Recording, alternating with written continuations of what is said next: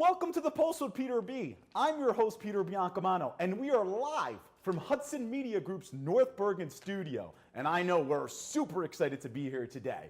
This is your one-stop shop for sports picks, politics and government chatter, and even some neighborhood restaurant reviews. Instead of going to 3 different networks, come here every week for the Pulse on everything you need to know. And why don't we begin with our Picks with Peter B segment, joined live in studio by Mr. Eric Cruz and Devin Inholson, our sports insiders every week here on the Pulse with Peter B. Gentlemen, how are you today? Excited. This is a Excited. big See, I wasn't lying. You're excited. Very Exactly. excited. Very Exactly. excited. So why don't we get in right to our first game, and it's AFC North bitter rivals going at it. You got the Baltimore Ravens visiting the Pittsburgh Steelers. Now, we spoke about the Baltimore Ravens here 2 weeks ago, and you guys both picked them to beat the New Orleans Saints, and they haven't won a game since. So I'm putting your backs against this brick wall. I mean, it's another big division game in a very, very mediocre division. So Eric, why don't we start with you? Well, to me, this game is always, like you said, it's a black and blue game. You know, these guys beat each other up, and it's physical. And for me, the difference in this pick, because we also talked about this game in the previous, I took the Ravens to beat the Steelers, but this week I'm going to take the Steelers to beat the Ravens. And the reason why I'm doing that is they're on a high right now. They're on a winning streak. Their offense is clicking. To me, they have the best offensive line in the game, going against a tough Ravens defense. But James Conner is just proving week after week that he is a reliable running back. I like what they're doing with the running game. It's going to be another big game for Antonio Brown against that secondary. Even though the Ravens are home and they're tough to beat at home, I like the Steelers going into this week. You know, Devin? last time we picked this game, I believe I went against Eric, of course, and I picked the Steelers to win it and the Ravens won. Believe it or not, yeah, the Steelers are flying high. All their guys are doing well. I mean, Connor, between Brown, Juju Smith the last week was a little quiet, but Big Ben looks comfortable, and their defense is okay. But come on, just a couple weeks ago I was saying, oh, Ravens, Saints, this might be a Super Bowl matchup. Who knows? I like the Ravens at home. They still got the #1 ranked defense. I want to see if they can turn this around. You know, we can't lose. If anything, if they do bad this week, if Joe Flacco turns the ball over again, they had 3 turnovers last week, you might see Lamar Jackson. I think we're going to hold that off. I'm going to go with the Ravens at home. All right. Well, why don't we get right into our second game, where we have those undefeated Los Angeles Rams heading. I think this is like the game of the year so far. Yeah. We're in week 9, and this has to be the game of the year. I mean, you have those undefeated Los Angeles Rams heading to New Orleans to take on those one-loss Saints, of course. Now, last week, I believe I asked you, do you think the Rams can finish undefeated? Do you still believe that after you give me your pick and analysis, Eric? Well, I can tell you right now, I don't think so, because I think the Saints are going to beat them this week. I like that. For me, I think the Rams are going to run into a team that's really dedicated to running the football with Alvin Kamara and Mark Ingram. That's a great 1-2 punch. We all know the Rams are a great football team. You know, they're not an easy team to either throw or run against. I think they're a little bit vulnerable in the running game. That's going to work for New Orleans. Drew Brees hasn't had a great game in the past few weeks. I think the Saints are going to show up. They're going to take this one at home against the Rams. 120 pass yards last week for Drew Brees, and they still won the game. All year I've been going against the Saints. You noticed that? I did notice that. Last week I had the Vikings. And this week, I'm going with the Rams. I at have that. to say it. It's #1 rush offense of the Rams against #1 rush defense of the Saints. #3 in points per game against #2 in points per game. But what I'm looking at is this. The Rams, you see the offense that they have. Last week, Jared Goff had a quiet 295 and 3 touchdowns, it seemed to me. I think that the Saints' pass defense, I've been talking about it all year, they're still not that great. Right. They still are in the bottom, 29th, 28th in yards and completion percentage and quarterback rating. But I'm looking, for me, the key in this game, I think that the Rams defense, which is ranked 6th in points against, in the top 10 in pass yards and 12 in rush yards. I think that's going to be the key. And I like the Rams to come out as the victor in this game. Drew Brees, is he an early NFL MVP for this year? Yeah. So far, I mean, anybody else in that category? Or? Todd Gurley. Todd Gurley's, of course, he's just been so dominant. So your 2 MVP candidates are going. I was going to say monster matchup. Also in this game, though, if you want to look at in the game, it's going to be a dominant defensive line with the Rams, and it's going to be a graded #1 and 2 Saints and the Ravens. Offensive line.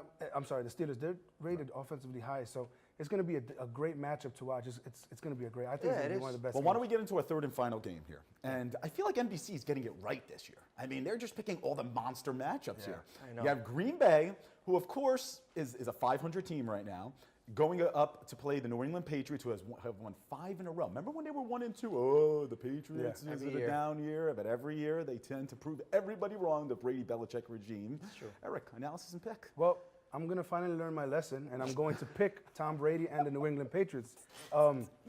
For the Packers, they just traded Clinton Dix, who's one of their better defensive players. Right. They're Aaron Rodgers' first game in Foxborough, so that's a fun matchup between the Wow.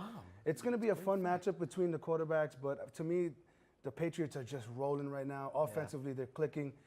They are vulnerable in the running game. Cordell Patterson was playing running back last week. Yeah, but, he was. You know, with the Patriots, they just do so many things on offense that whatever their weakness is, they'll find a way to make it a strength. That's true. So for me, against the Packers, coming off a tough loss like they just did against the Rams, going to Foxborough, I don't think they'll get it. I go with the Patriots. You know, for me, Interesting. I like last week the Packers. I don't know why they haven't committed to that balanced attack. You saw last week Aaron Jones had 7 yards a rush, 7 yards per rush. So I mean, if they can find a way to balance the attack, hold against the Patriots, you're going to need to not milk the clock, but you're going to have to hold on to that ball a little bit because the Patriots are a quick strike offense.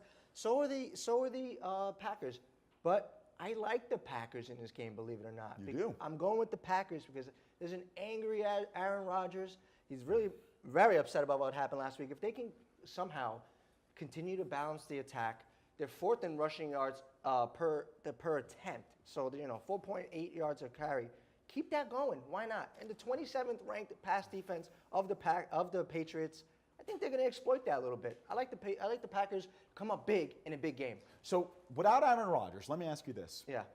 Packers would be at a 500 team right now? No, I don't think so. 500? Under Without- 500. without- Without yeah, Aaron under Rodgers? 500. Under 500, because I don't think Deshaun Kaiser is It's going to. amazing how much. I was going to say. Yeah, I don't think that. that's. I mean, Forgive me, I quarterback, don't want to say that about the guy. Talk but- about seriously. MVP. Seriously. Without him, they're just Exactly. They're a below different average team. team. They're a different team. I mean, yeah, exactly. So, anyway, that's Eric Cruz and that's Devin Holson. There are NFL insiders and our sports insiders every week here on the Pulse with Peter B. They did a fine job. Were you guys okay? I mean, Yeah. it's a live show. I think you guys looked a little we comfortable. it's always like whenever he picks, I want to go against the guy. Now, I'm only Exactly. kidding. Well, no, look, no, no. I'm only. That the one strategy week you hasn't guys worked. agreed.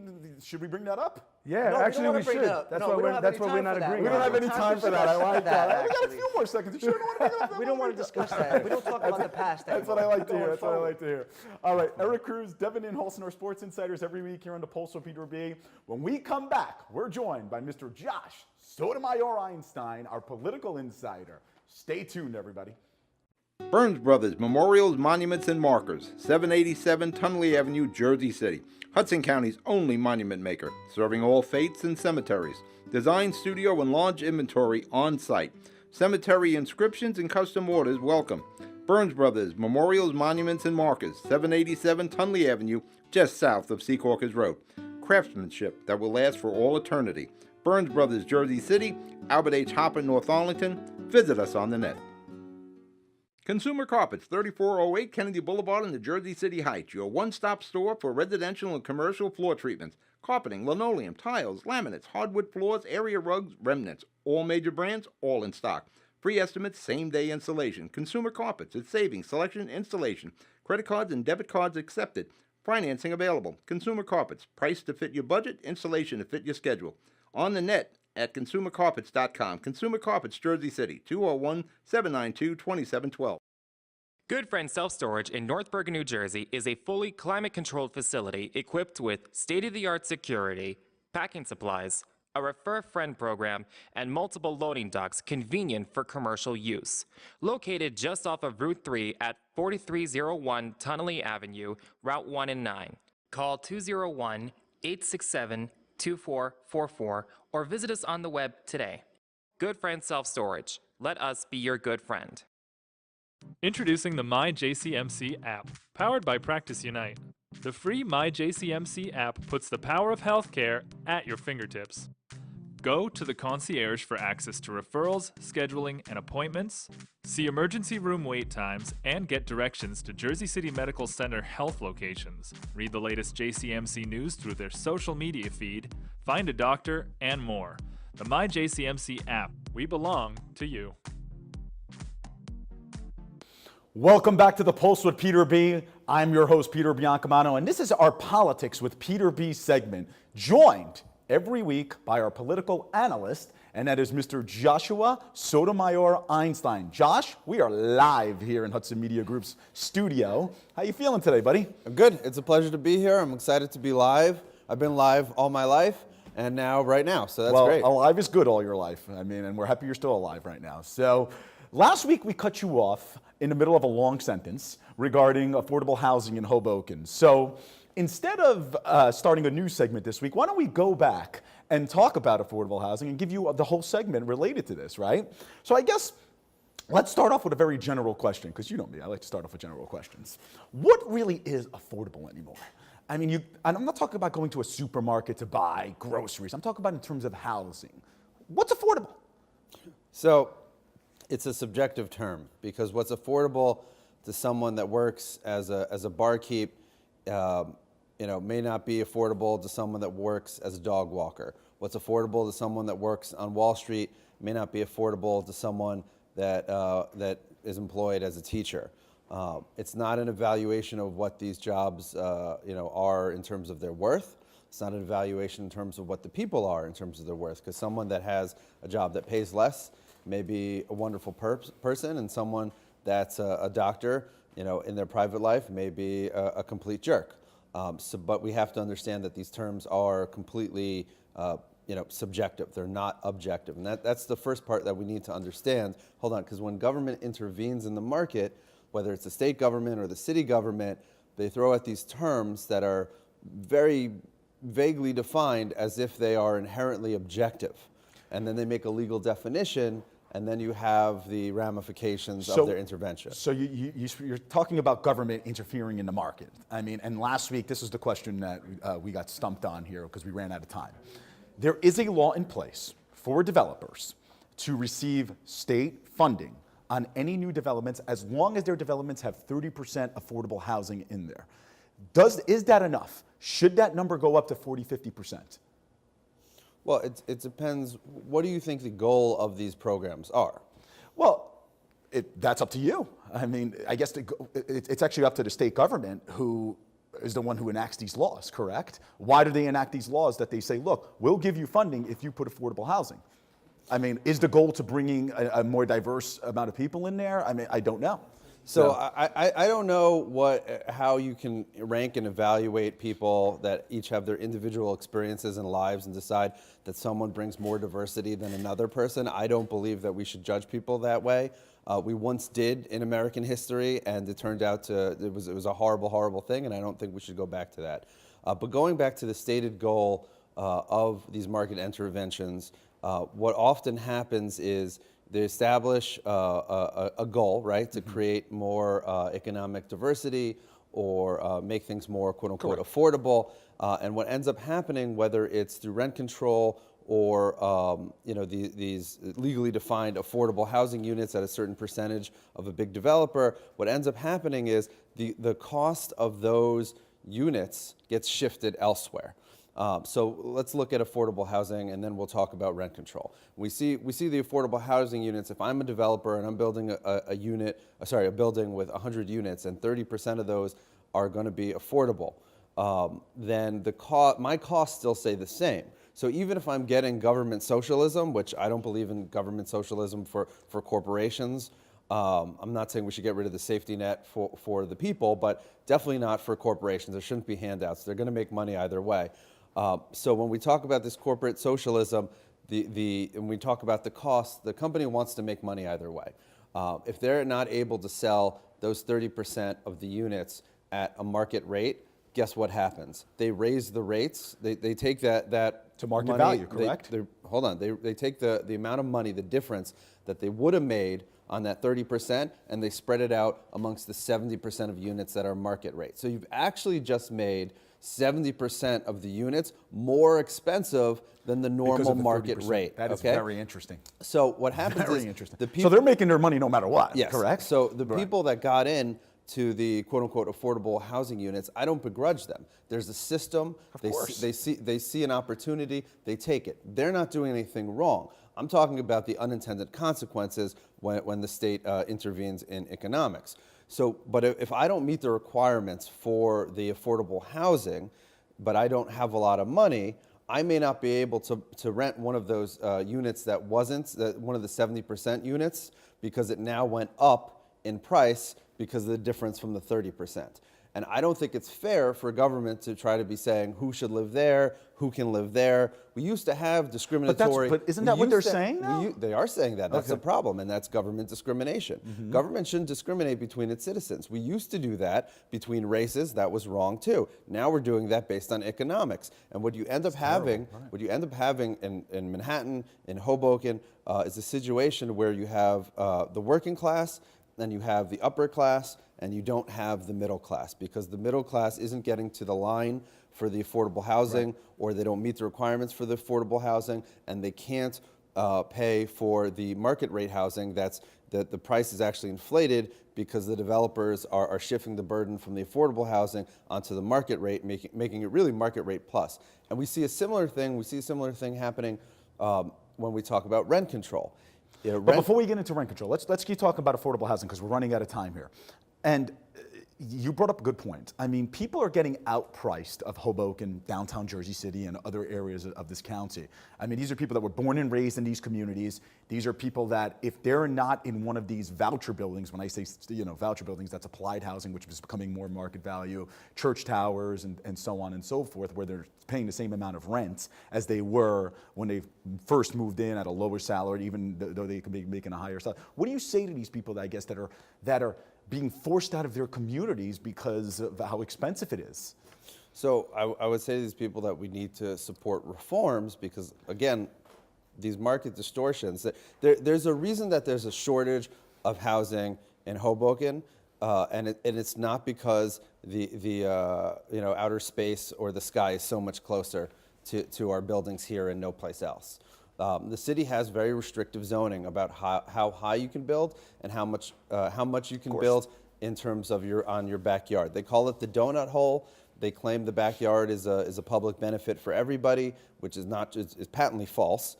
And I think a better public benefit is having more affordable housing, actually affordable housing, not government mandated, market perverted affordable housing. When you have an increased supply of something relative to demand, the price goes down. So if you want to have more actually affordable housing that's in reach of working class and middle class, and not just some of the working class and not just all of the upper class, then what you do is you get rid of some of these ridiculous zoning restrictions. And thank you so much, Josh. Thank you for those thorough answers. Josh Einstein's our political analyst. Every week here on A Pulse with Peter B. We'll be right back with My Rana. Burns Brothers Memorials, Monuments, and Markers, 787 Tunley Avenue, Jersey City. Hudson County's only monument maker, serving all faiths and cemeteries. Design studio and large inventory on site. Cemetery inscriptions and custom orders welcome.